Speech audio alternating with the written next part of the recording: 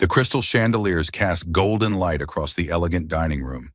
A single father in worn work clothes sat beside his little daughter, forcing a smile as the server whispered, "Sir, this table is for our VIPs." A group in designer suits chuckled nearby. "Maybe he got lost." The little girl tugged her father's sleeve, her voice barely audible. "It's okay, Daddy. We can leave." He stood up, head bowed in quiet dignity. But at the corner table, the restaurant's CEO, the most powerful woman in the city, slowly set down her wine glass, her eyes fixed on the scene unfolding before her. Jack Turner was 38 years old, but his hands looked 50. Years of fixing broken pipes, crawling under sinks, and wrestling with rusty valves had left their mark. Still, every night he came home to the same small apartment with the same bright smile, because waiting for him was Ella. Ella was 8. She had her mother's dark eyes and her father's stubborn hope. Every morning she left sticky notes on the bathroom mirror. "You're the best dad ever. Don't forget your lunch. I love you more than pancakes." Jack kept every single one in a shoebox under his bed. Tonight was special. It had been 3 years since Sarah passed. 3 years since cancer took the woman who used to serve tables at Aurora, the fanciest restaurant in the city. Sarah had loved that job. She'd come home exhausted but smiling, talking about the chandeliers, the music, the way people dressed up just to eat dinner. "One day," she told Ella, "we'll go there together. You, me, and Daddy. We'll sit at the best table and order anything we want." That day never came. So tonight, Jack decided to make it happen. He'd been saving for months. Tips from grateful customers, overtime shifts, skipped lunches. $300 felt like a fortune, but it would be enough. Enough to take his daughter to the place her mother loved. Enough to keep a promise. Ella wore her Sunday dress, the blue one with white flowers. Jack put on his cleanest shirt and a tie he'd bought from a thrift store. He didn't own a suit. He didn't own much of anything, really. But he had Ella, and Ella had him, and that's what mattered. "We don't need much," he told her as they walked toward Aurora's glowing entrance. "Just each other." She squeezed his hand. In her other hand, she carried something small and delicate, a paper rose. She'd been making them since she was 5, taught by her mother during long hospital nights. This one was for tonight, for the empty chair at their table. "Mommy would love this, Daddy." Jack's throat tightened. "Yeah, baby, she would." Meanwhile, inside Aurora, Clara Lane sat alone at her usual corner table. 33 years old, CEO of the Aurora Dining Group, which owns 17 restaurants across the state. She'd built this empire from the ground up after her own parents lost everything in a business collapse. She learned early that the world was cold, that kindness was a luxury, and that survival meant being ruthless. Her staff feared her. Her competitors respected her. Her investors adored her. But lately, something felt hollow.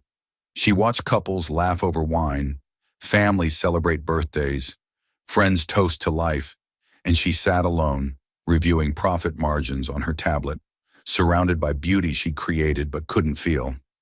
Her assistant approached nervously. "Ms. Lane, there's a situation at table 7. A man and his daughter. They don't quite fit the usual clientele." Clara glanced up briefly. "Handle it appropriately." The assistant nodded and walked away. Clara returned to her screen, but something made her look up again. Through the crowd, she saw them. A man in a cheap tie, a little girl in a dress that was too small, and between them, on the white tablecloth, a paper rose. Something in her chest shifted. Jack studied the menu like it was written in another language. It might as well have been. Seared duck confit, truffle-infused risotto, pan-roasted venison with juniper reduction. He had no idea what half these words meant, but Ella's eyes were wide with wonder, and that was enough. "Can we get the pasta, Daddy? Mommy used to say the pasta here was like eating clouds." Jack smiled. "Anything you want, sweetheart." He flagged down a server, a young man with slicked back hair and a polite but distant expression. "Excuse me, we're ready to order."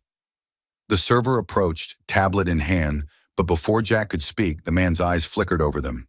The worn shirt, the scuffed shoes, The little girl's homemade paper rose. "Sir," the server said quietly, leaning in slightly, "I apologize, but I need to inform you that this table has actually been reserved for one of our VIP partners." There was a miscommunication at the host stand. Jack blinked. "Reserved, but we were seated here. We've been waiting 20 minutes. I understand and I sincerely apologize for the confusion. However, the reservation takes priority. I'd be happy to see if we have availability at the bar area, or perhaps you'd prefer to make a reservation for another evening." The bar area, where people stood, squeezed between strangers, eating off small plates. At the neighboring table, a group of men in expensive suits had grown quiet, listening. One of them, a bald man with a Rolex that caught the light, smirked into his whiskey. "Maybe he thought this was Applebee's," he muttered, just loud enough to be heard.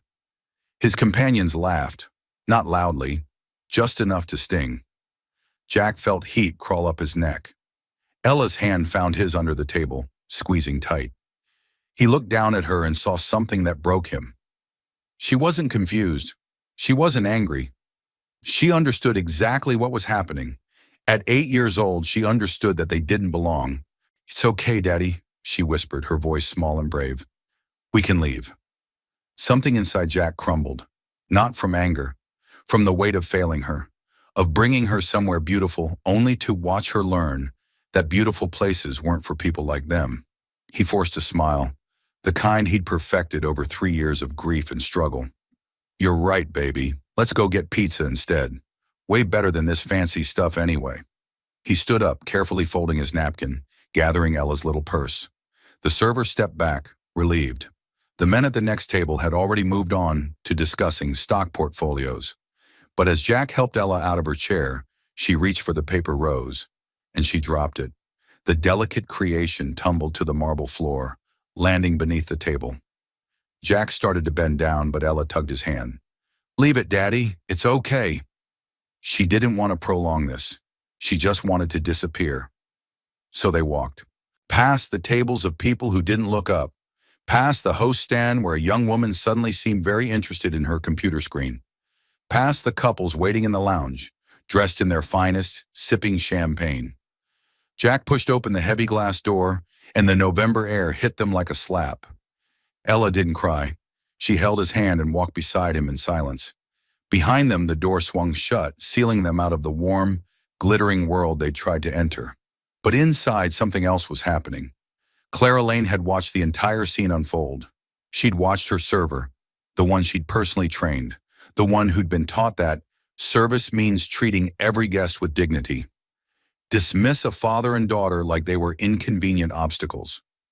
She'd watched the men at table 9 laugh, men she'd hosted countless times, men whose companies spent thousands at her restaurants. She'd watched the little girl whisper to her father that it was okay to leave.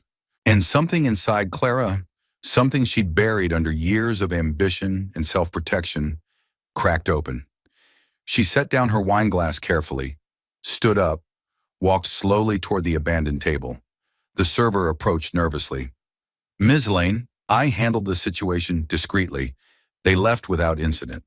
Clara didn't respond. She bent down and picked up the paper rose from under the table.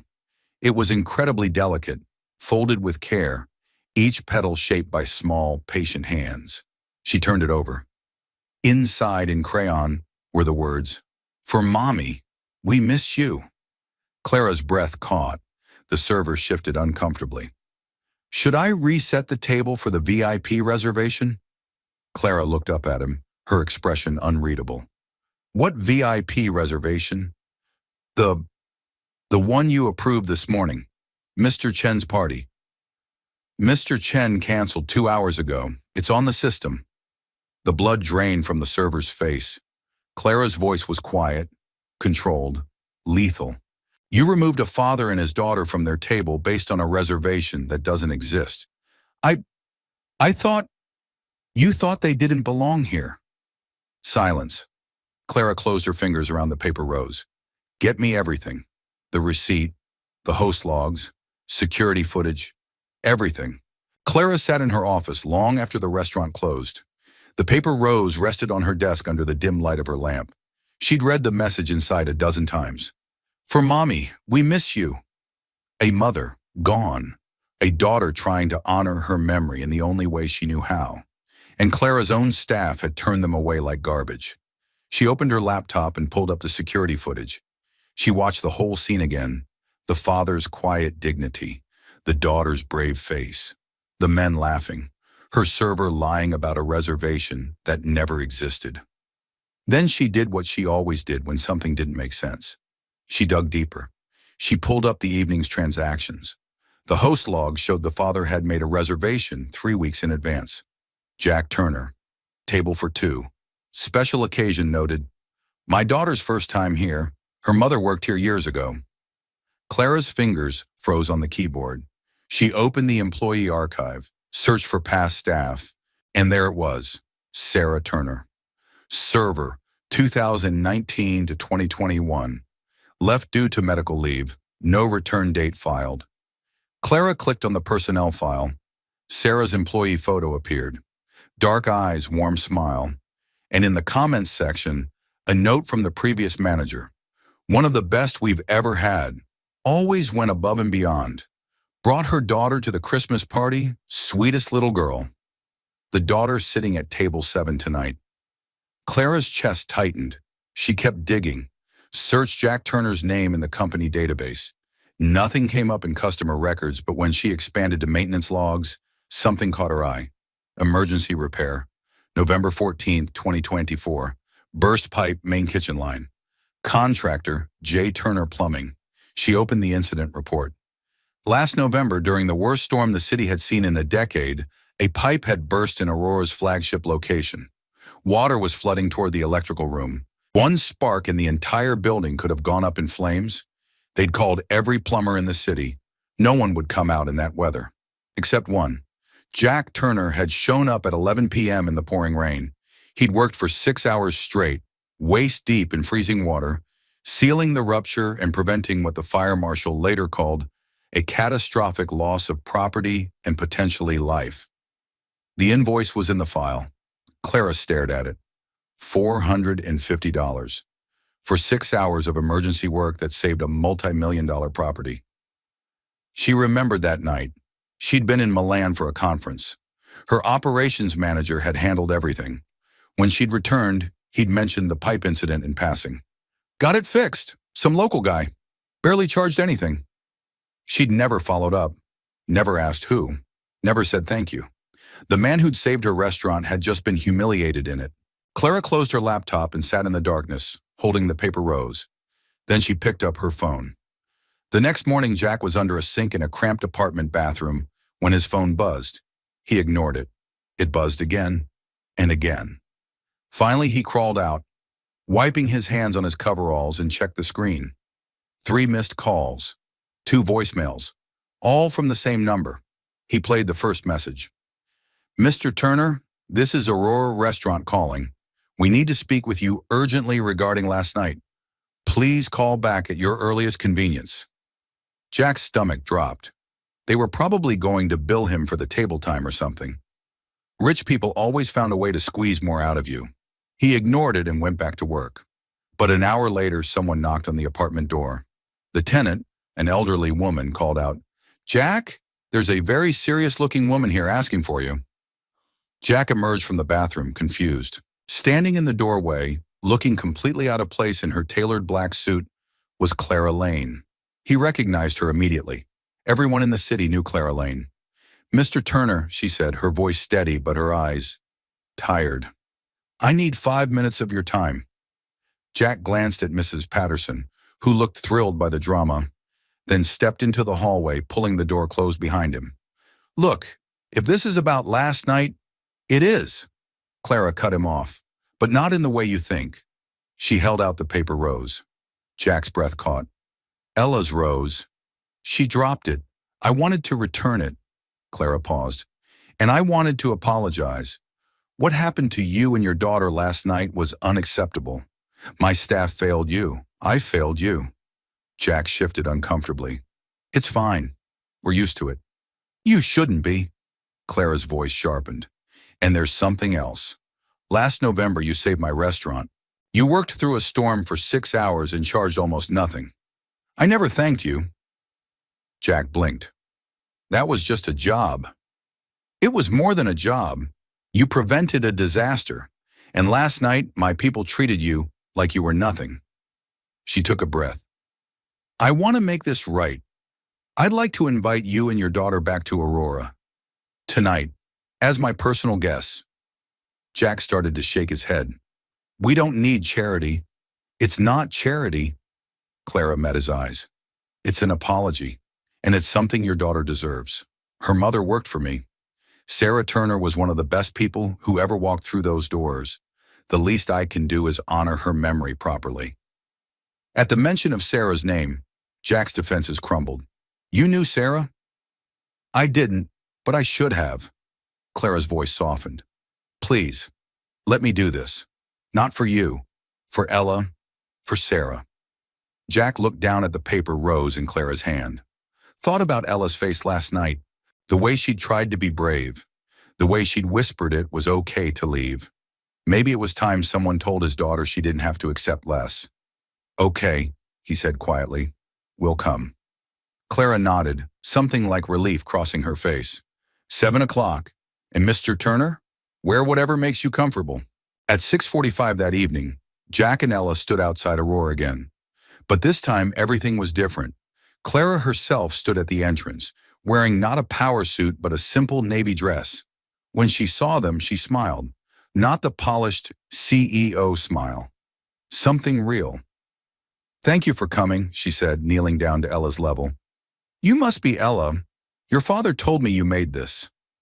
She held out the paper rose, carefully preserved. It's one of the most beautiful things I've ever seen. Ella's eyes went wide. You kept it? Of course I did. Something made with this much love should never be thrown away. Clara stood and gestured toward the door. Shall we? They walked inside and Jack immediately noticed something was wrong. The restaurant was nearly empty. No crowd, no waiting guests, just staff standing at attention. Is it closed? Jack asked, confused. Not closed, Clara said. Reserved for you. She led them through the dining room. Every server they passed nodded respectfully. No judgment, no whispers, just acknowledgement. The man from last night, the one who'd dismissed them, stood near the kitchen, his face pale and ashamed. When Jack passed, the man spoke up. Sir, I owe you an apology. What I did was inexcusable. I judged you based on appearance, and I failed to uphold the values this restaurant stands for. I'm deeply sorry. Jack paused, surprised. The apology was genuine, painful, real. We all make mistakes, Jack said quietly. What matters is what you do after. The server nodded, eyes glistening. Clara led them to the center of the restaurant. Not a corner table, not the bar. The center, where everyone could see, where they belonged. The table was set beautifully. Candles, fresh flowers, and 2 slices of chocolate cake already waiting. The exact dessert Ella had been looking at on the menu last night. Ella gasped. Daddy, is this heaven? Jack laughed, his throat tight. No, baby. Just kindness catching up. Clara pulled out Ella's chair herself. Your mother used to work here. She served at this very table. She was loved by everyone who knew her. Tonight, we're honoring her memory. Ella looked up at Clara with wonder. You knew my mommy? I wish I had, Clara said softly. But I know she raised an incredible daughter, and I know she'd be so proud of both of you. The meal that followed was unlike anything Jack had ever experienced. Each course arrived like a small work of art. The pasta Ella had wanted, the one Sarah used to rave about, came in a delicate cream sauce that made the little girl's eyes light up with joy. It really does taste like clouds, Daddy. Throughout dinner, Clara sat with them, not at a separate table watching from a distance, right there sharing their space, their conversation, their laughter. She didn't talk business, didn't check her phone. She asked Ella about school, about her paper roses, about her favorite books and biggest dreams. Jack watched his daughter come alive in a way he hadn't seen in years. Confident, valued, seen. And Clara, the woman who'd built an empire on precision and profit, found herself laughing at an 8-year-old's joke about a penguin who wanted to be a chef. Really laughing. The kind that comes from somewhere genuine and unguarded. For the first time in years, Clara remembered what her restaurants were supposed to be. Not status symbols, not profit centers, but places where people celebrated life, where memories were made, where kindness lived and breathed and transformed ordinary moments into something sacred. As dessert plates were cleared, Clara reached into her bag and pulled out a small velvet box. "Ella, I have something for you." She opened it. Inside was a gold medal engraved with the words, "Aurora Hart Scholarship, Ella Turner." Jack's eyes went wide. "What is this?" "A full scholarship," Clara said, "for Ella's education, from elementary through college. Tuition, books, everything. It's named after your mother, Ella, the Sarah Turner Memorial Scholarship. You'll be the first recipient, but you won't be the last." "We can't," Jack started. "You already did more than enough." Clara's voice was firm but gentle. "You saved my restaurant. You raised an incredible daughter. You showed me what real dignity looks like. This isn't charity, Mr. Turner. It's gratitude. And it's ensuring that your wife's legacy lives on in a meaningful way." Jack looked at Ella, who was staring at the medal with tears streaming down her face. He thought about the years ahead, the constant struggle, the sleepless nights worrying about how he'd pay for her future, the fear that his love wouldn't be enough to give her the life she deserved. And he realized that sometimes accepting help wasn't weakness. It was allowing kindness to complete its journey from one heart to another. "Thank you," he whispered, his voice breaking. "Sarah would have loved this. She always believed in people like you, people who could make a difference." Clara smiled, her own eyes glistening. "I think she'd be proud of both of you." "I know I am." As they prepared to leave, Jack paused at the door, turning back one last time. "Why did you do all this? Really?" Clara was quiet for a moment. She looked at the paper rose, now preserved in a glass case on the wall behind the host stand, lit softly like a piece of art. "Because I'd forgotten why I built this place," she said finally. "I'd forgotten that success without humanity is just an empty room with expensive furniture. You reminded me that the most valuable thing we can offer isn't on any menu. It's respect, dignity, recognition that everyone who walks through that door has a story worth honoring." Jack nodded slowly. "That night, I learned silence isn't weakness. It's the space where true hearts speak. And I learned," Clara added softly, "that sometimes we need someone to show us we've lost our way before we can find it again." After they left, Clara stood alone at the window, watching father and daughter walk hand in hand down the street. Ella was skipping now, the gold medal around her neck catching the street lights like a tiny sun. The paper rose glowed softly in its case behind her, a permanent reminder of what truly mattered. Clara had spent years building an empire, but tonight she'd done something more important. She'd restored her own humanity. She'd honored a promise she didn't know she'd made. She'd turned pain into purpose. And somewhere she hoped Sarah Turner was smiling. The city lights flickered like stars around them.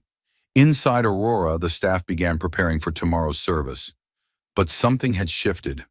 They'd witnessed something real, something that reminded them why they'd chosen this work in the first place. Outside, a father and daughter walked home through the autumn night, their hearts a little lighter, their future a little brighter. The paper rose remained, pressed behind glass, its delicate petals preserved forever. A symbol that kindness never fades. It just waits for the right moment to bloom. Subscribe if you believe kindness can rewrite even the coldest hearts.